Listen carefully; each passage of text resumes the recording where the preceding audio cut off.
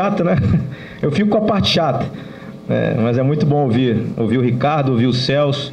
Essas histórias, como eu disse no início, são histórias de pessoas que passaram lá dentro. Isso que o Celso falou foi muito interessante sobre o Thiago aí, sobre o Thiago Neves, enfim. Logo após, o Ricardo vai se lembrar disso, eu estava até com o joelho machucado, logo após a eleição, o Ricardo promoveu um encontro na casa dele, um mês depois, com o presidente atual, onde nós, como candidatos de oposição que fomos nos colocar à disposição. Foi ou não foi?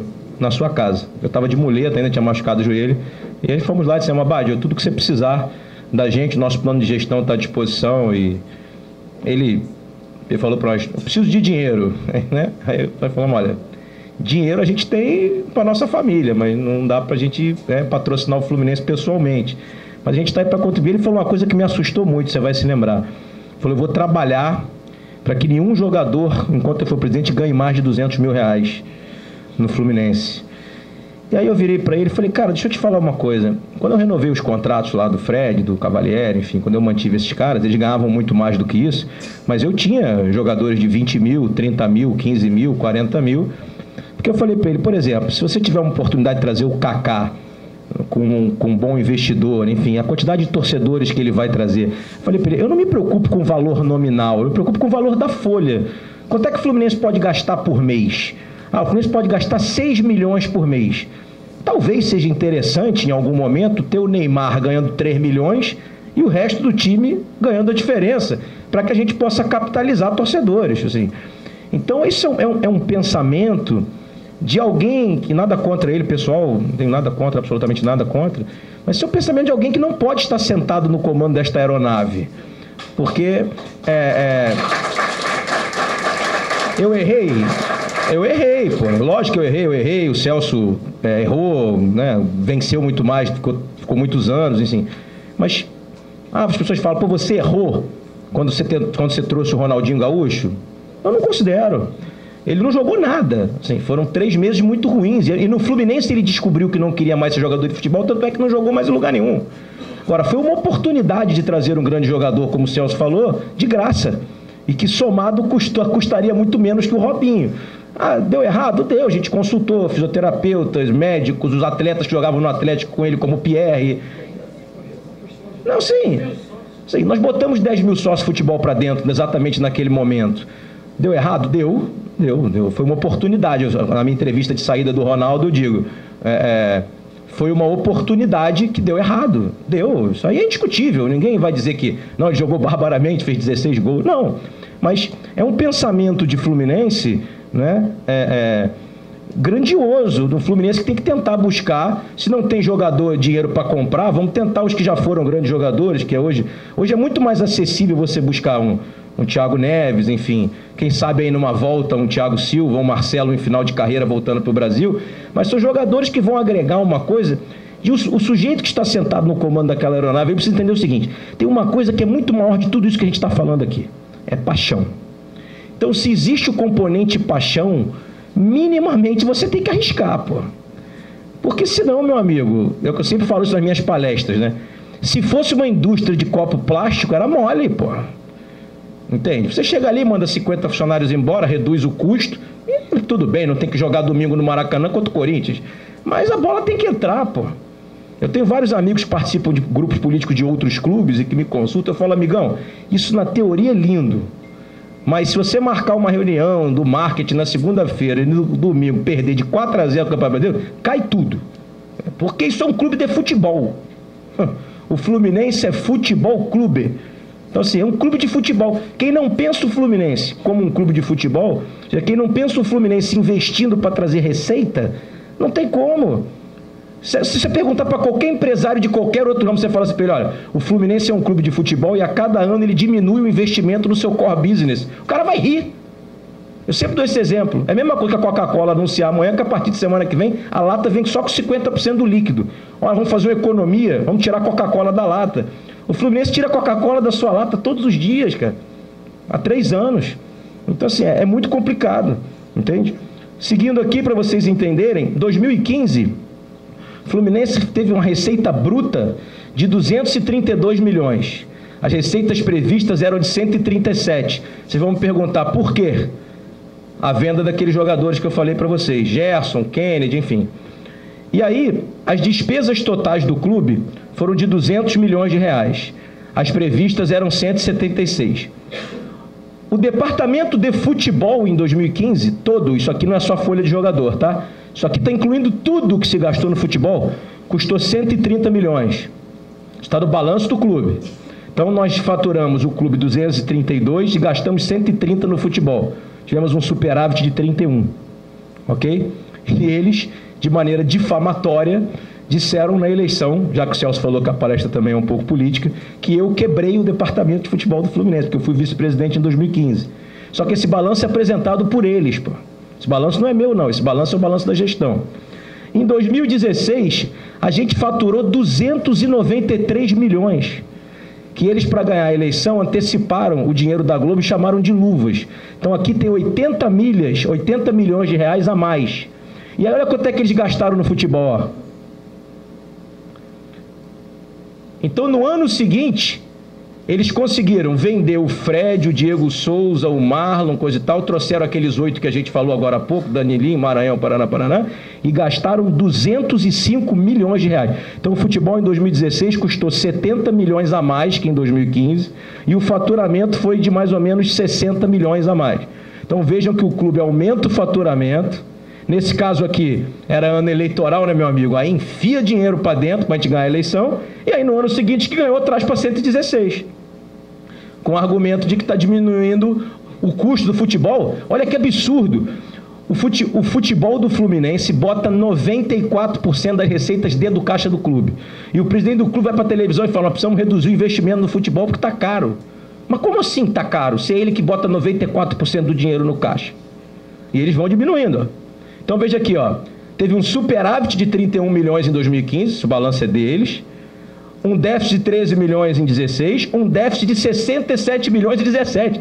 Veja só, eles diminuíram um pouco o faturamento, diminuíram para burro o futebol, baixaram o futebol em quase 100 milhões e aumentaram o déficit. Aí por quê?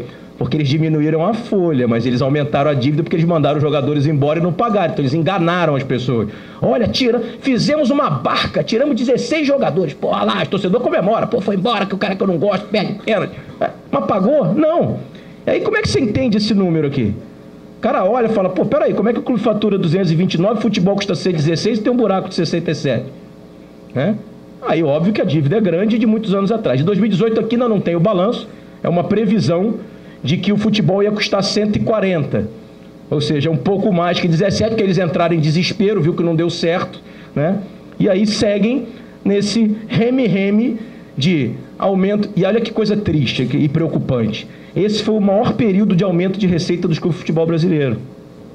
Então nós não aproveitamos para investir num programa de sócio-futebol, aumentar os torcedores, contratar jogadores que pudessem fazer as crianças torcer para o Fluminense. Nós jogamos no lixo 3 anos. Tá? Sim, o marketing do Fluminense nunca funcionou. Né? Pelo menos nos últimos 30 anos, não. Né? Olha aqui, ó, valores pagos ao Fluminense, cota de TV. Até 2015 o valor era bem baixo. Então, lá em 2015, quando eu disse a vocês que o clube faturou 232 milhões, foi o que vendeu o jogador, mas a cota de televisão era 67. E o futebol custou 130. Em 2016, porque eles anteciparam 80 milhões, como eu falei para vocês em luvas, a cota era 100, eles botaram mais 80 para dentro de antecipação. Tá? E aqui você vê que a média é essa. Ó. Então, a média hoje é 100 milhões de reais.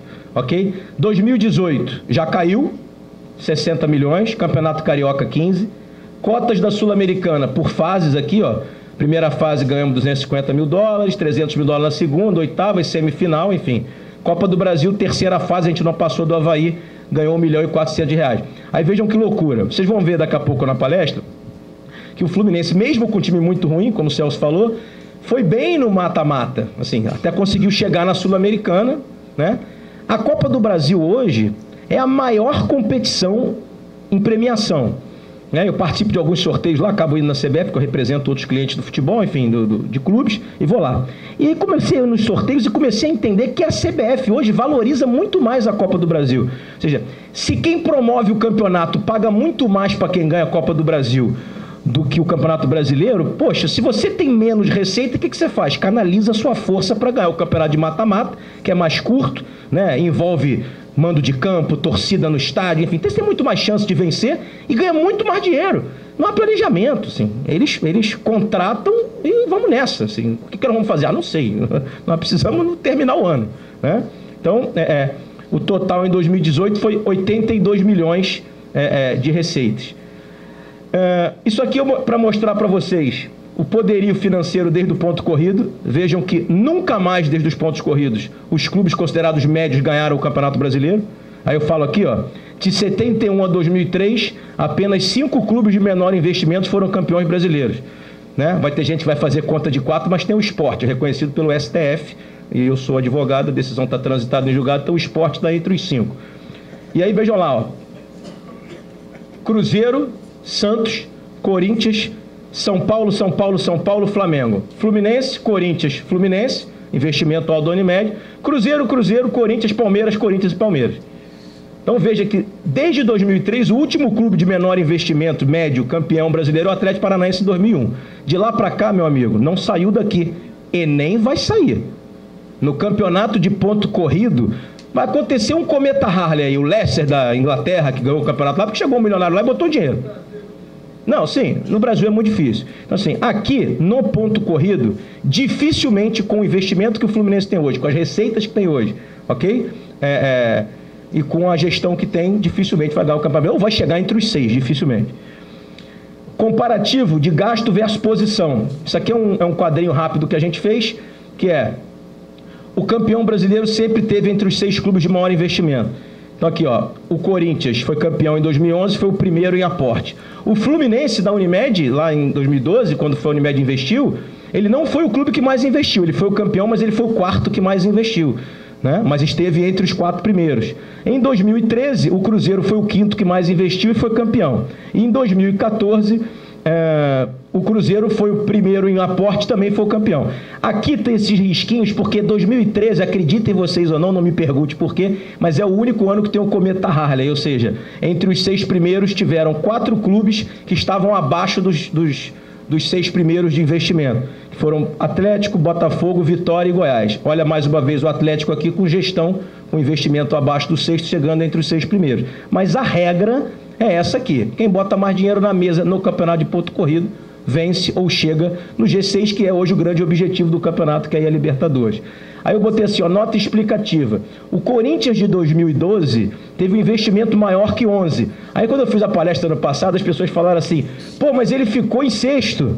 Foi Magão, a Libertadores e o Mundial, que foi o mesmo movimento que o Fluminense fez em 2008, priorizou a Libertadores e largou o Campeonato Brasileiro, né? Então tem essa exceção aqui, ou seja, em 2012 o Corinthians aumenta o investimento, né? Aqui, ele é o primeiro de novo em 12, mas chega em 6º. Mas não por má gestão, por time ruim. É porque ele canalizou as suas energias para ser campeão da Libertadores e campeão do mundo. Aí tem uma matéria aqui muito legal do Rodrigo Capello, que é um jornalista que gosta muito desse assunto de finanças de clube, da revista Época. As finanças do Fluminense, com o passado revirado, é a pior crise da história tricolor. Pedro Abad desenterrou enormes dívidas do antigo aliado PT Simples, esconderam nos balanços tricolor, aquilo que eu falei para vocês, né? Tinha muita coisa, curiosamente o presidente do Conselho Fiscal não sabia. Esse quadro aqui mostra, aqui ó, você vê que bate com o balanço, as receitas foram 229 milhões, foram 19% de atletas, 17% da nossa torcida, né? Veja como é que o nosso marketing é ruim, né? Nós temos uma torcida que compra e é ativa, olha aqui, ó, né? A nossa torcida praticamente bateu com nossos atletas, com venda de atleta. Ou seja, a nossa torcida foi tão importante em 2017 quanto a venda de atleta. E eu ouço algumas pessoas da gestão dizendo: não, o time tá mal porque a torcida vai lá e xinga. A culpa é da torcida, né?